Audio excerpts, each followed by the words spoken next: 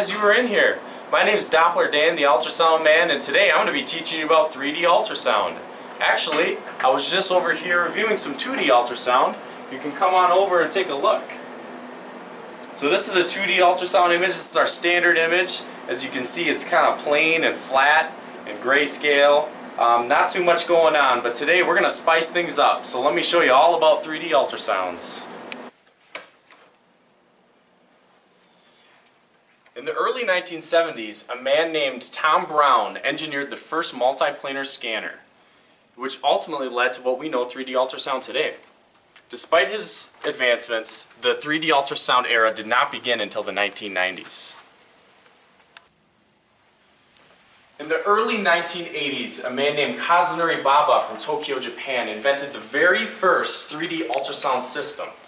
Despite these advancements, it was not ideal for clinical settings because it took 10 whole minutes to create one image. Fact of the day! Fact of the day.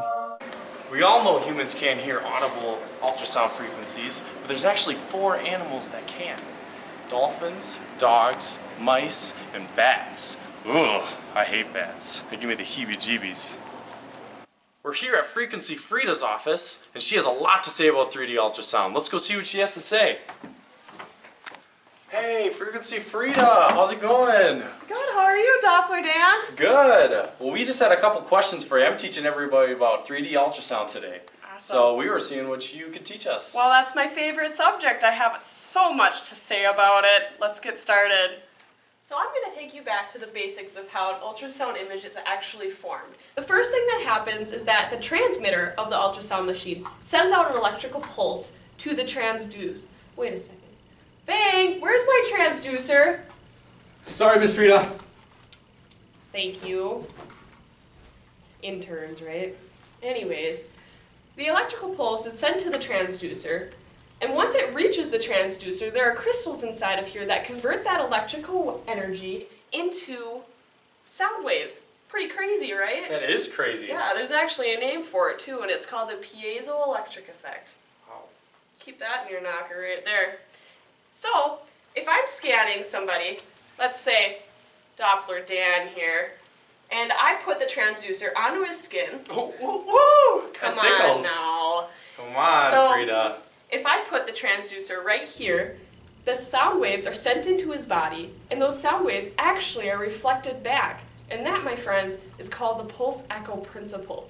So, Wait. What is exactly the pulse echo principle? well, let me show you. Miss Frida, where are you going? I guess we should probably go follow her, huh? Come on. A few moments later. What took you so Oh long? my gosh, you're a fast runner. I know. Are you ready for our little experiment? I'm ready if you're ready. Awesome. So, pulse echo principle actually can be displayed simply by shouting in here. Wow, let's see it. Yeah. So when I shout, listen very carefully, because you'll Okay. hear an echo. Hello! Yeah, I heard it. Yeah. That's awesome. Can I try it? Go for it! Hello! Was that good? Yeah, it was good. That's all it is. You shout and your voice comes right back to you. It's the same way. Wow. Cool stuff. Come on, what's taking so long? Ooh. You're so fast, Frequency Frida. It's fun stuff. I love it. What can I say? So, after the pulse echo principle happens, those waves are actually transmitted back into electricity once they reach the transducer again. And the machine, the receiver more specifically, takes that electrical data and converts it into an image that we can actually see on the screen. Pretty cool, huh? That's really cool. There's even more to learn about ultrasound imaging. And I know you're really tired, Dr. Dan, so why don't you go pop a squat and I'll take it from here. You know me, Frequency Frida. Thank you. I know. Alright, well, I can't draw with that. I'm going to show you more about beams, so why don't you take a step closer and I'll show you a better look at this. So, I have my transducer right here. And the transducer sends out a beam that's got this hourglass shape. Not a very good one drawn by me, but it's a shape. Anyways, when the beam is sent out, it's typically only seen in two planes, but there is a third hidden one. So the planes that we have are side to side, which is lateral, and then we have vertical plane, which is also called the axial plane. And then the third plane that we cannot see normally is called the orthogonal plane. And it's basically everything that you see behind the beam. Pretty crazy, right? So our goal is to actually be able to use that third plane and implement it into ultrasound imaging. So I see you're keeping my transducer company over here.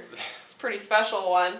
This right here is a 2D transducer, and don't get that confused because it is capable of scanning in 3D. The reason it's called a 2D transducer is because it actually has crystals in more than one plane inside of the transducer. So there's actually tons and tons of crystals layered on top of each other in this transducer. This allows it to actually scan or take information from multiple planes at the same time. So when the pictures are taken, it actually takes that volumetric data and it basically guesses and makes one static 3D image. Wow, that's so cool. Pop quiz, bang! Oh, okay. I can answer. Alright, so can you tell me what kind of uses are there for 3D imaging in the clinical setting? Babies? Correct! It's actually one of the most common uses for 3D imaging. Good job. Go watch something. Anyways, so even though 3D imaging is static, it does have its uses. Mostly for parents who want cute pictures of their babies rather than a black and white gray blob, right? So, other uses include anatomical mapping. You are able to see anomalies more easily in the body as well. Oh, thanks, Dr. Frequency Frida. That was so much information on 3D ultrasound. I didn't realize there was so many different things they could do with that. But I also heard that they're implementing 4D ultrasound now, which is 3D in real time. That's crazy. Let's go outside and check more of it out. Whoa, we're here. But Doppler Dan, what does being out here have to do with 4D ultrasound? I'm so glad you asked that, Frequency Frida. Actually, when most people think of 4D, they think of movies, and they think of the wind on your face, and smelling, and the leaves underneath your feet. When in reality, in ultrasound, that's not true. But this is as close as we can get to it. The advancements in ultrasound are growing rapidly every single day, and with that comes 3D and 4D advancements as well. Something interesting that I learned was that they are now using 4D ultrasound to diagnose volumetric flow in blood vessels. So that concludes our episode, guys. Thanks for tuning in to Doppler Dan the Ultrasound Man! Wait, the show's not over yet. I got one more thing to tell you, and that's about bioeffects. There are many pitfalls when it comes to bioeffects in ultrasound, especially with 3D and 4D. The FDA regulates our clinical usage of ultrasound. However, there are establishments that use ultrasound as a means of entertainment. Let me show you an example. An example is here at Stork Vision. Establishments such as this provide a bonding experience for families and parents, and also improve the growth and usage of 3D and 4D ultrasound. Hey, thanks a lot for walking around today and learning about 3D and 4D ultrasound. But for real this time, I'm clocking out. So we'll check you out later on the next episode of Doppler Dan the Ultrasound Man.